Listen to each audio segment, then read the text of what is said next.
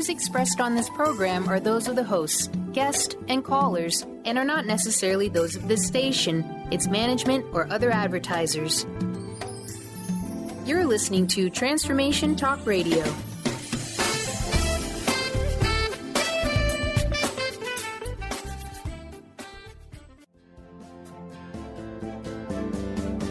Tired of traditional talk? People pontificating about this or that, the left or the right. Sometimes the truth is just all lost in the noise. Having learned life lessons the hard way, Chuck Gallagher, international speaker and author, cuts through the noise to share truth through transparency. Nationally known guests talk about what's important to you, your life, your concerns, and your success. So tune in, turn on to Straight Talk with Chuck Gallagher. Now, here's your host, Chuck Gallagher.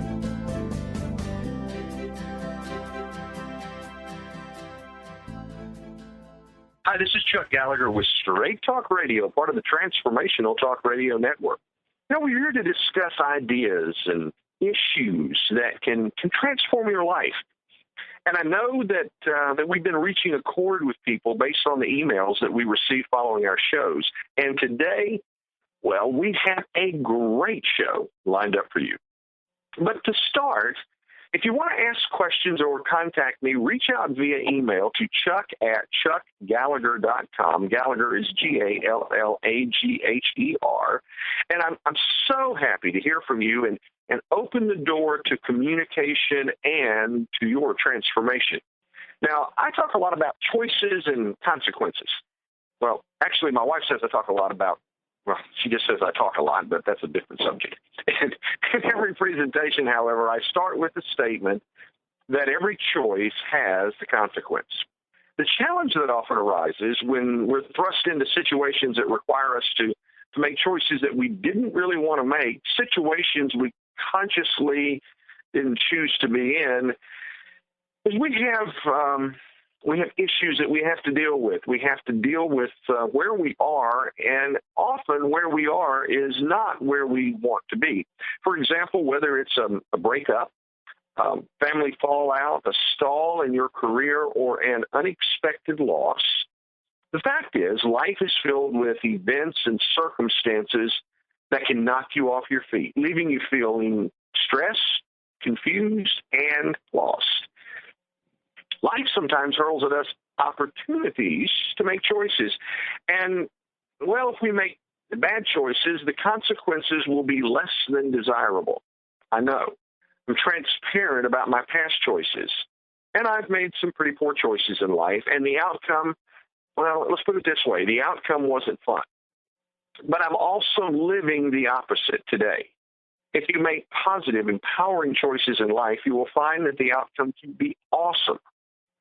So I guess it's safe to say here on Straight Talk Radio that I know a thing or two about choices and consequences, but my guest today is also a master of choices and change. Dr. Lawana Gladney is an emotional wellness doctor, speaker, trainer, author, and CEO of her own company, Emotional Wellness.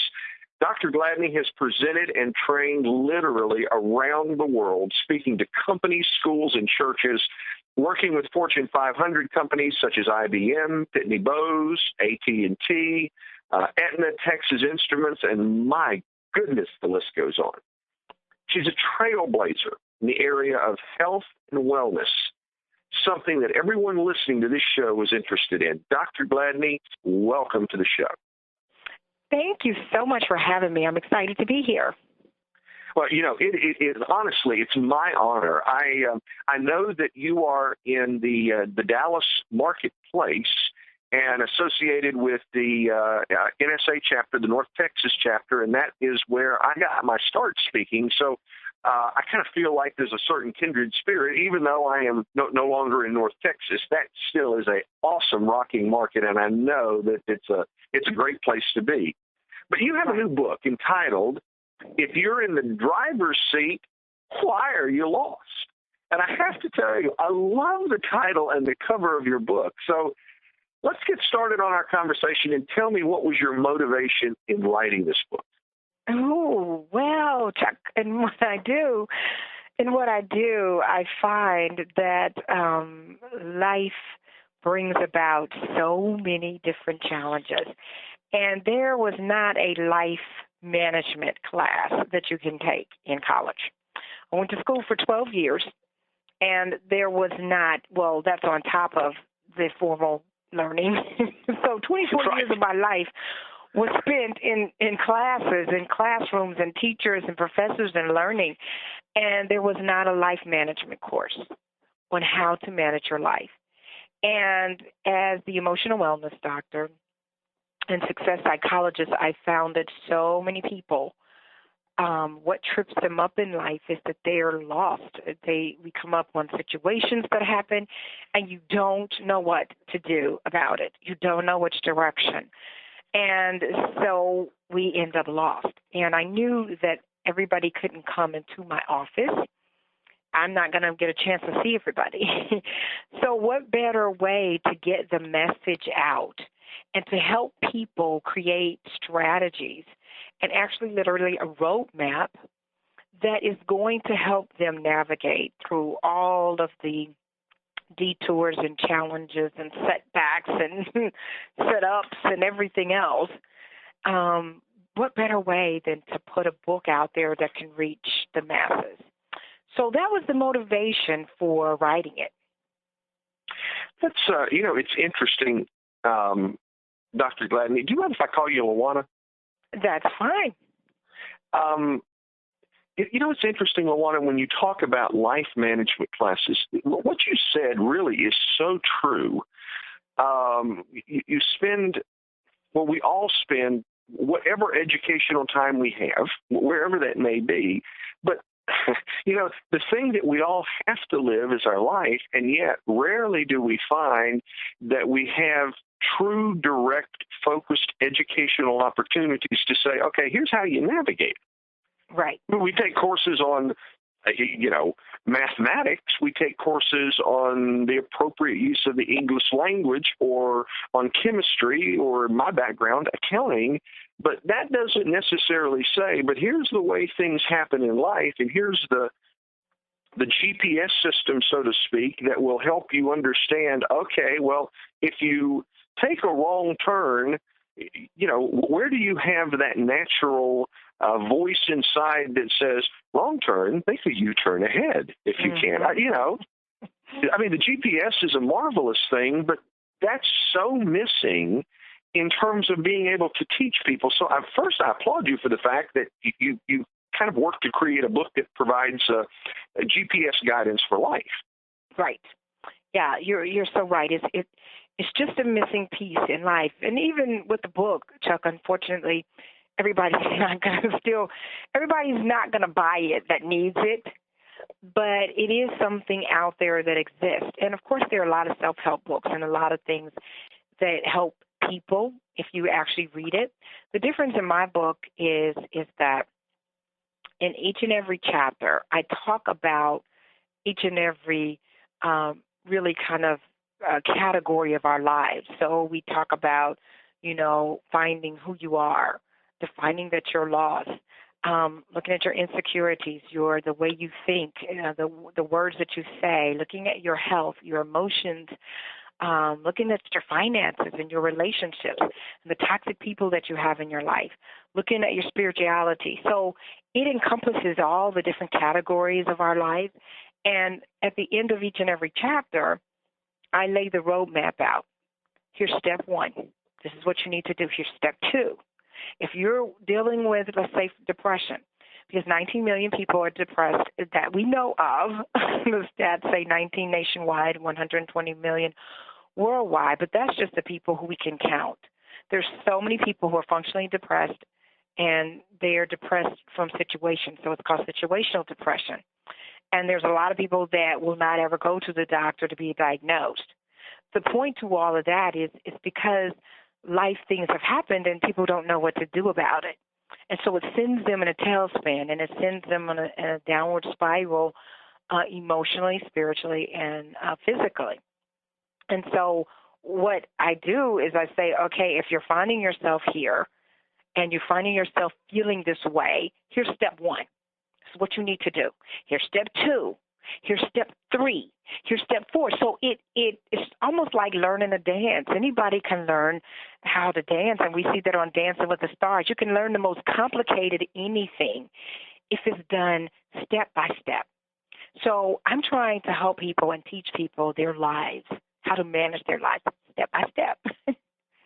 Well, that makes a lot of sense. And one of the things that I noticed, obviously, familiar with the book, I looked at the reviews because I'm always interested to see what other people have to say. And one of the folks said, one of the noticeable qualities she, referring to you, has is taking a positive and straightforward approach to the causes of problems and the way they can be solved. The solutions were always very realistic and doable. So let's talk about, because I was fascinated by that word, causes of problems.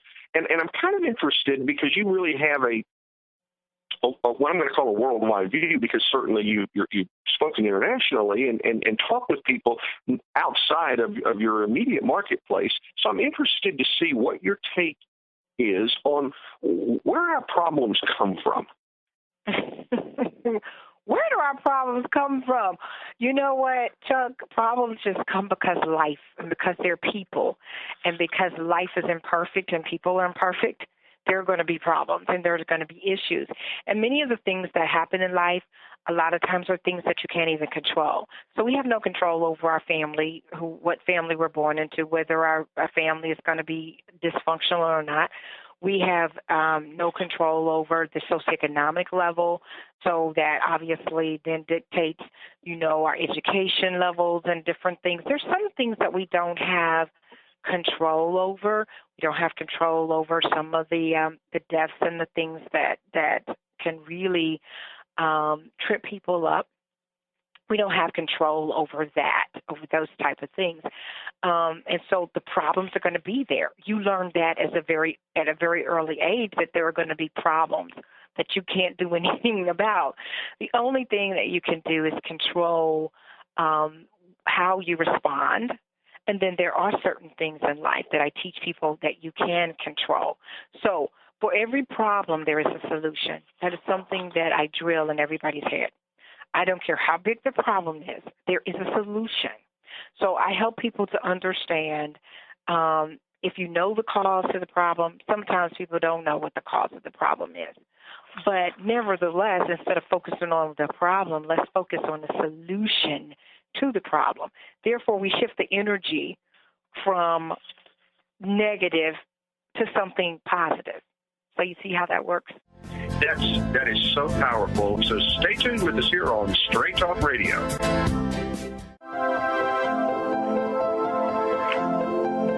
Hi, this is Chuck Gallagher with Straight Talk Radio, and well, I welcome the opportunity to hear from you. Just drop me an email at chuck@chuckgallagher.com, and let's continue the dialogue here on Straight Talk Radio. My guest today is Dr. Lawana Gladney, the author of the new book, If You're in the Driver's Seat, Why Are You Lost?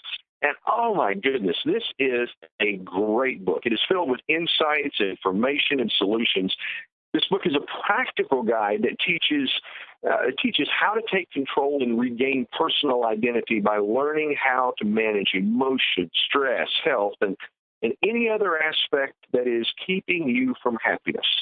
Dr. Lawana Gladney acts as your personal coach through this and provides inspiration with ideas, easy strategies, and sound advice to help you cope with stress and navigate through everyday challenges. And we were talking a bit about this concept that there is a solution to every problem, and sometimes it's a function of the choices that you make. And I guess I want to ask a question or two. Now, on Straight Talk Radio, from time to time, I have to ask those questions that others shy away from. So here's one of them.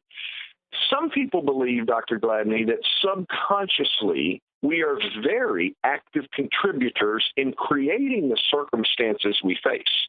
Now, other people seem to prefer the idea that we don't have control and we're victims, and we have little responsibility for where we are in our lives.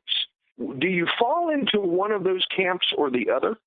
Oh, absolutely. I do believe that subconsciously we are really controlling where we are. And so I teach people and my clients that where you are in life is a direct reflection of where you thought you would be. And so that does play into the subconscious, and people get all stirred up saying, what do you mean? And just even for me, as an example, I knew that, but I had to be reminded of that. And when I was going through my divorce, after 23 and a half years of marriage, and I said, well, I didn't think myself into this divorce. My business was suffering financially. I didn't think myself into. Well, you do, because what happens is your thoughts turn into actions. So what you think, and sometimes, Chuck, people are driven by fear. So they're so afraid that they're going to lose what they have, or they're so afraid they're not going to get something that's the way that they act. And then that fear is really what is stopping them. So, yes, I do, and I am a firm believer, and that's what I'm trying to teach people with this book, that you do have some control over things in life. While we can't control how the streets are laid out, so if we want to use the metaphor of driving as I have done, you cannot control when there's construction. You cannot control when they put a detour sign up. You can't control how they laid out the streets and if they're curving or not. But you can control and determine and decide if that's the street you're going to go on, if you're going to drive fast, if you're going to be in this lane. So there are things about our life we can control. And when people understand that, then they can take responsibility and do something about where they are. If they take the victim role, and it's like, well, this is just how life. So say, for instance, a person born into a very dysfunctional family and born into poverty. If they feel like they have no control over their current circumstances, but when they get of age and you make choices and decisions, you don't have to stay there. There are other directions and routes that you can take. And then, of course, that depends on if you think that you can, then you will act that way. If you don't think you can, then you won't. So I absolutely fall in the first category. Yeah, I think it's fascinating, and you have professional experience in that, and I guess I would say, certainly not professional experience, but maybe life experience. But it's fascinating when you take control of your life and you make a more positive, empowering set of choices, and you recognize that the life you lived, you were a contributor to that life. It wasn't as if it just happened one day. Yeah. Life becomes a whole lot better, but it's fascinating to me the number of people that will call, or I'll see in a seminar, and they'll talk about how you found your second chance and how did you do it, and then they immediately fall back into, but this is what's happened to me, and they go into this victim role, and it's almost, to me it's weird, it's almost like it's more comfortable for them to be a victim and not exercise control and find their happiness than it is just to accept. You contributed to it, you're a part of it, so therefore you can change it. Well, yeah, and that's because the natural human state is that we don't want to put forth a lot of the effort of work. You do what is comfortable for you. You do what you know. People are afraid of things that they don't know. So they know the kind of life that they're already living, and they're comfortable with it. I say that people are content to be discontent. They have found contentment in being discontent. And so to move out of that space, that means that you have to do some work. That means you have to have knowledge about where you're going. And people don't have a clue what to do about it and where to go. So it's like, well, let me just stay in this role, and this is the reason. And so now their life becomes filled with excuses. Well, you just don't understand. You had it so that, at least your daddy was there, or at least your mother was there, or at least you had a grandfather. That, people will give you all types of things and reasons for your life as to why you made it, but how come they can't? That's because they're comfortable, and they are content to be discontent. So that's what you're seeing, the nature. And then it's people that are born, because you can't teach people drive. And all that I do, I cannot give you drive. drive is usually something that is innate and inherent. Some people, so your personalities, and you can see it in younger kids, and you can see the kids that, you know, they're driven and, you know, they may have more energy, more whatever. And so it's not something that people are born with. And that's why we have so much, when we look at the numbers, the people that actually become successful, people that are actually writing goals, the people that are actually living the type of life they live, it's usually about 5% of the people, 95% of the people are not happy and not content. 5% of the people are. Those are the people who have that extra amount that innately they have this driven personality that in spite of whatever's going on, I'm going to make this life look like how I want to. So most people, they don't have that. And then it's like, well, I don't even know what to do. Where do I begin? Those are the people I'm trying to reach with the book. You didn't know you had this, so I'm going to give you the outlet. Here is the roadmap. Here's what you need to do. You don't like your life, change the script. This is how you begin that process. See, that's profound to me. And I really say this and applaud you for the approach and the content, because you really are right. You do have people who just have natural drive, and they're the folks that will automatically pick themselves up, dust themselves off, and say, okay, that didn't work, and try to find something else that will. Even if they don't know how to find it, they have enough motivation or drive, I like that word, to search it out and figure it out. Right. You're providing people who may not have the innate skill, the roadmap, as you put it, to be able to find out what to do. And, you know, it's kind of like if I want to find something, well, I'm going to do a Google search. Well, some people looking like, well, where do you even start? Well, start somewhere. I mean, ask a question. What would you want to know? But if you don't know, even if your mind doesn't function in that capacity, you've given them the questions to ask. Right. I'm giving the steps. Yeah, I mean, it's amazing. I do need to ask this question. It's kind of strange for me, because in the book, if you are in the driver's seat, why are you lost? You mention the main roadblock to overcome deals with insecurities. And I'm sitting there thinking, okay, so I'm insecure, and that is a main roadblock for me to achieve the success I have. But if I'm insecure, how do I ever become secure? And now that I hear the music playing, that's telling me that we need to take a short break. This is Chuck Gallagher with Straight Talk Radio. We'll be right back. This is Chuck Gallagher with Straight Talk Radio. Today, Dr. Lawana Gladney, the author of the new book, If You Are in the Driver's Seat, Why Are You Lost?, has joined me, and she has written a great book filled with insights, information, solutions, a practical guide to take control and regain personal identity. You know, Dr. Gladney has provided some really great information. She is a television personality, has been co-host of a cable show, an expert on Fox 4, and as a media expert, she has been interviewed and appeared on national TV and radio shows and has reached over 40 million with her message. She's written articles and books that help people to manage their emotions and stress, thereby creating amazing lives. And she is a mother of 4 children. Dr. Gladney, you are one busy lady. Yes, I am. Yes, you are. Well, you know, we've talked about right before the break this question of, you said the main roadblock to overcome in our lives deals with insecurities. And my question is, if you're an insecure person, how do you ever become secure? It seems like this great big circle dance where I'm insecure and I think I'm going to be secure, but I'm insecure, so therefore I stay insecure. How do we overcome that? Well, and there you go. The question, the answers, who knows? They're all out there. And it's like, okay, so how do I find the answer? So let's take this, because insecurity is the foundation. And you can find that you are secure one day and something can come along and kind of shake that.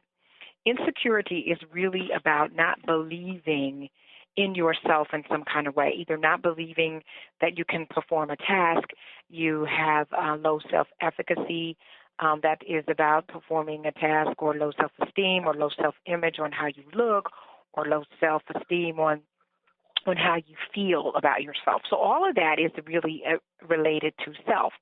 And it is something that every human being has to is challenged with and has to conquer. And first of all, acknowledging that you're insecure and identifying what those insecurities are. And I talk about that in the book, and looking at the things that are causing you the insecurity. And then we have security blankets that we put up all around us. And they come in things, they can come in people. You know, sometimes you feel like, oh, I'm secure if this particular person is around. That starts out when we're young.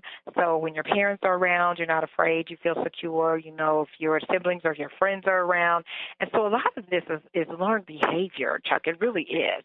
And then because nobody teaches you all about security and confidence. And confidence is a skill that you learn.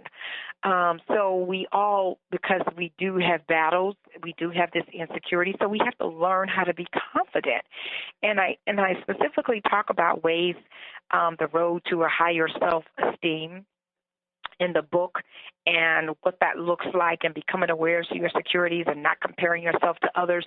Because if you think about it, so much of the time when we feel like we're not good enough or we're not as good as, it is all about somebody else and what we think somebody else has, does, is, or how they look. And it makes you look at yourself and say, well, compared to them, I'm not as blank, fill in the blank. And so one way is to focus on your own self and not about other people and comparing yourself and looking at what they have, how they look, or what they don't. So you have to know who you are and to know what your own special gifts that you have. And then understanding that we all are going to have bouts. I talk about jealousy, which is insecurity's cousin, and we all will have that comes into our life. Well, you know, they got the promotion and I didn't. So now that's going to make you question. You'll either be jealous about it, or you'll question, well, maybe my ability or not, or you'll get angry. There's different ways that you can respond to that. A lot of times it just knocks over people's self-esteem, and it knocks them down, and now they're not confident. Well, I thought I was good enough, but I didn't get it. I didn't pass the test. I didn't do this. I didn't do that. Now they start questioning. And it goes back to all those thoughts that we have in our head, all those thoughts that will keep you weighted down because you become your own worst enemy. We're telling ourselves that. So if you grew up in a household and, you know, you had the parents that were constantly trying to tell you how wonderful and beautiful you are and how smart, and they were building up confidence, sometimes that still bounces off. And if a child does not believe that themselves because they're comparing themselves to other people, that doesn't matter. It's like, well, you grew up in this house and we told you. And that happened even with my son. I'm like, I was constantly telling you how smart, but Mom, you're my mother. You're supposed to tell me that. So we were looking around at the other kids, and that's what people do. That's what adults do. And we look around at the other people, and we start to feel less than. And so understanding what all that looks like, and I go in the book about here's the steps to build your confidence. Here's some activities and things you can do, because you have to understand, Chuck, that everything is about doing the work. If you want to become a secure person and build your confidence, you have to do the work. It's not going to come just because you say, okay, I'm going to be confident today. You have to do the work to get there. And I teach you how to do that in the book. And some of those ways are even looking at your list of accomplishments, what you've already accomplished in your life. You'd be surprised. When I hear them read my bio sometimes in my list of accomplishments, I'm thinking, I want to meet that woman. She sounds fantastic. Well, it is a profound statement. It seems maybe simple to hear, but it is a profound statement to say that if you're going to accomplish whatever, you have to do the work. Mm-hmm. And that is true. And you know, when I hear you say you have to do the work, I interpret that to mean, and if I'm off base, tell me, that's really more inner work than outer work. Oh, absolutely. It's inner work. And everything in this book is really about inner work. It's all about you. The outside is easy to fix. I mean, we can go in any store, any place, and we can dress up the outside. And I see a lot of dressed up people. I see a lot of rich people. I see a lot of famous people. And guess what? They're so messed up on the inside. So all of this work is about inward work, looking at yourself, doing introspective thinking and processing and working and saying, okay, what are the things that I need to change, and actively participating. And this is the activity booklet that helps you to change. So it is like having a coach, a 24-hour coach, say, okay, so what do I need to do now? Oh, my goodness, I got somebody toxic in my life. Let me go look at the toxic chapter. I need to get rid of this toxic coworker or toxic sibling. How do I handle my sister who is driving me crazy and I can't talk to her another time on the phone? Go look in the book. It'll tell you exactly what to do. That's interesting. In fact, that was kind of one of the areas I wanted to touch on. So thanks for opening that door, because the book encourages moving away from toxic people. Yet it seems to me that there's some folks who just have a way of attracting those folks in their lives. And, I guess, is it possible that in order to learn life's lessons, we need to attract what we need to learn from till the lesson is learned, or is that some like Facebook fable? No. Well, what it is the energy that you put out is what you attract back into your space. And so as long as you're putting out this type of energy, is what is the same. I'm getting myself all mixed up. But you're going to attract those same kind of people back into your space. So Got it. If you are a drama person, you are going to attract drama, even though you say everybody that's around me seems to just have all kind of stuff going on in their life. That's because you're attracting that. People like that do not come up to me. They're not going to be attracted into my life because I have a no tolerance zone for that. So you see, right. It is like, and some of it is the lessons. And even in that chapter I talk about, if you have toxic people in your life, the first thing you have to do is stop and look at what you're getting out of it, because you're getting something out of that relationship. If you have somebody toxic and you're allowing them to be there, you're getting something out of that relationship. So it still points back to you, because you can't change that person. You can only change you. So that's where the work comes in. That to me, and again, this is a fun conversation and a wonderful interview, because I think you're absolutely right. I see so many people, and they have toxic people in their lives, or emotionally destructive people, and you look at them and you say, why do you put up with that? And they say, well, I don't like it, and they will complain and moan about it and so forth. And I know I sound very, not very sympathetic, but to me the issue is, but there's something you're getting from it. There was a lady that I worked with, and I'm still flabbergasted by this, but she was abused by her boyfriend. She got a job in a company that I was a senior VP of sales and marketing in. She was doing a wonderful job. She really had sales potential. We moved her into a sales role. She blossomed, really started producing very well, and made more money than she had ever imagined in her life. And her boyfriend became jealous because she was making more than he was. So he beat her, and because she wanted him, she was willing to stay in an abusive relationship and give up the income which was carrying her to being able to support her child and so forth. And I sat back to myself, just baffled by why would you put up with that? I mean, that guy, as far as I was concerned, there's no chance I could even fathom being around him. But she was getting something from that would cause her to give up all the good that had come into her life. And it's not for me to judge, because she was the one that was dealing with that issue and would need to do the inner work. I'm hearing the music that says, gosh, we've got to go to break. This is Chuck Gallagher with Straight Talk Radio. We'll be right back. Well, we're back for our last segment. This is Chuck Gallagher with Straight Talk Radio. I am interviewing Dr. Lawana Gladney. She has written a new book, If You're in the Driver's Seat, Why Are You Lost? I love that title. Dr. Gladney is a television personality. She is a speaker. She's author. She has traveled the world. And she brings to us, to this show, the opportunity for people to look at, if you've made a wrong turn in life, what can we do and how can we correct that? And I think her book is a masterful book on that. I'd have to say, I would encourage you to pick up a copy of her book. Certainly, you can find that on Amazon.com or pick it up at a bookstore near you. Again, the name of the book is If You Are in the Driver's Seat, Why Are You Lost? And let's get back to some of the questions. We were talking a bit about, this whole concept of what people can attract into their lives. And today, one of the things that you say in your book talks about the power of words. And today it seems to me more than ever that words are far more powerful than they've ever been in the past. And I know this is probably a dumb question, but does it seem like our words are carrying a bit more power these days, or is it just the media is super connected to them?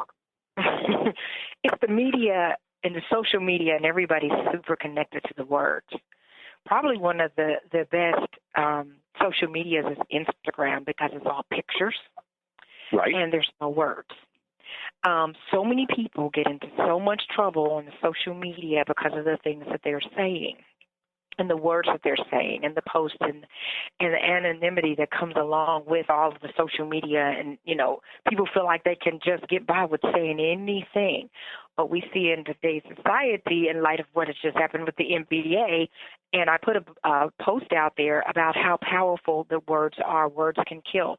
It only takes one person to bring down something so powerful and so huge. And the whole nation is talking about because somebody verbalized some words. So I took that opportunity yesterday to say, that your words are powerful. Life and death is found in the tongue. I talk about that in the book. It's the smallest muscle in our body, but it's really the strongest one because it builds up or it tears down. And it is. So you can build yourself up or tear yourself down. And we were talking about that in one of the segments, is that a lot of times people are tearing their own self down, which is where the insecurity comes from. Case in point of the lady that you worked with. She's in a totally different place. And so she required counseling even to get out of that cycle. She's torn herself down so much and believes this is what she deserves. So the words that we say, just on the positive side of that, you can build yourself up. You want to move into a different place, the success you want to experience, it is going to come along with your words, okay? Your thoughts are feeding your words. And remember I said your thoughts turn to action. So it's all tied in there together, your thoughts and your words and your actions, but it becomes so powerful. So you have to be very conscious of your words. Yeah, it's fascinating today. I'm 56, soon to be 57. So, I have enough age at this point to be able to look back and to say, what was it like in the 60s and 70s and so forth? And, in the old days, not that, by the way, we're dramatically different people. I'm not sure we are, but we weren't. You didn't have the capability to capture what you can capture today. So, you could be president of the United States and probably slide by some things and nothing would ever be said because there was no way to capture it. And today, as evidenced by the whole debacle in the NBA and so forth, you can be in a private conversation in the middle of a heated argument and someone turn on the telephone and the next thing you know, you find that plastered all over the internet. And it's like, it doesn't make what you said right. What was said was just reprehensible, but it's his innermost thought in the midst of an argument with presumably somebody he cared about, and presumably somebody cared about him, although the whole debate about that might be just, that goes into a different world. But it is fascinating to see the power today that words have in our lives. And you're absolutely right, the ability to build up or to quickly tear down. And I've almost come to the conclusion today, and I don't know what it'll be like 20 years from now, but today it's almost as if everything we do is being recorded. Well, and everything is being scrutinized. And absolutely. But I would like for people to understand how to do that themselves. everything that you say about yourself, it should be scrutinized with yourself. I don't need to talk like that. So I will find myself saying, how did you do that? Why? And I say, no, don't talk to yourself like that. You made a mistake. Learn from that. You're not stupid. You're not crazy. You know what I'm saying? So if you can monitor your own words, then nobody would have to be worried about being recorded and saying something they shouldn't say. Absolutely. Learning how to monitor yourself, and that is what is going to get you successful or not, is that you are learning how to monitor your own behavior. And that's all that we're in control of. Sure, we can fine people, we can bring punishment, but at the end of the day, a person can be put in jail saying the same thing that they said to get them there. That's not going to change how they feel or think or what they're saying. So we have to learn how to turn that inward and monitor and say, am I building myself up or I'm tearing myself down? Where am I choosing to be? Yeah, I think that's really very profound, because you're right. I'm sitting here thinking about the external power of words, but the reality is the true power is that inward power, and maybe we're to a place in society now or in our lives now where we really can become much more conscious of those words that we think, whether they're uttered aloud or not, doesn't change the fact of how we think, and we have to adjust that to find that true happiness. Right. I have a question for you, and I know we don't have a whole lot of time. Actually, I've got two, but the first one. If you were to provide one key piece of advice that makes your book a must-have book, what would that piece of advice be? A must-have because it gives you the solutions right there. You don't have to figure it out yourself. It's all right there in writing. If you pick it up, your life will change. It will change. If the solutions are in the book. Okay, I like that. It's a book of solutions, and if you want your life to change, your life will change with the book. The book is a really, really wonderful book. If you're in the driver's seat, why are you lost? Now, I have to do this. I know you're the author of many books, but one of them is just for men. So you got to tell me just a little bit about the book for men written by a woman. I'm intrigued. It's called For Men Only, 50 Tips to Power Women and ... So it's an e-book. And I wrote that because, as the emotional wellness doctor, I saw some things that I could help men with. Because at the end of the day, I know human behavior. So there's some things that are gender specific, but I know human behavior. So I just happen to be female who knows it because, there's male psychologists and we don't wonder how they could write for females. So the point is that there was some information that I could help, men, but I couldn't call it emotional wellness because they wouldn't pick it up. So you're right about that now. Yeah, so I called it 50 Tips to Power Women and ... So how to get that power in that woman and other stuff. So yeah, that's what that book was about. Well, I saw that. I was looking at your list of accomplishments and everything that you had written, and I thought, that's intriguing, and it's kind of cute because you certainly have the skill, capacity, education, and life experience and personal experience to really be able to help people with solutions, and certainly not to minimize where you've been. I have to applaud you for wanting to write a solutions book, not just problems, but solutions. What's your Twitter handle?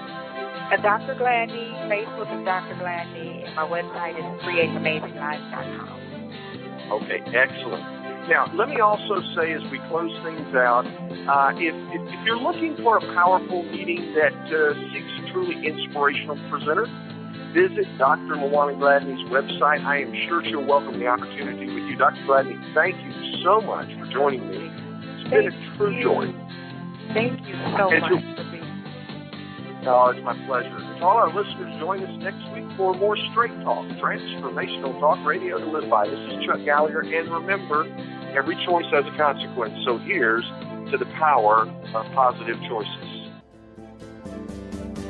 You've been listening to Straight Talk with Chuck Gallagher. Tune in each week on TransformationTalkRadio.com each Monday at 2 p.m. Pacific, 5 p.m. Eastern, as Chuck Gallagher, international speaker and author, cuts through the noise to share truth through transparency. Nationally known guests talk about what's important to you, your life, your concerns, and your success. Visit ChuckGallagher.com for more information and turn on to Straight Talk with Chuck Gallagher.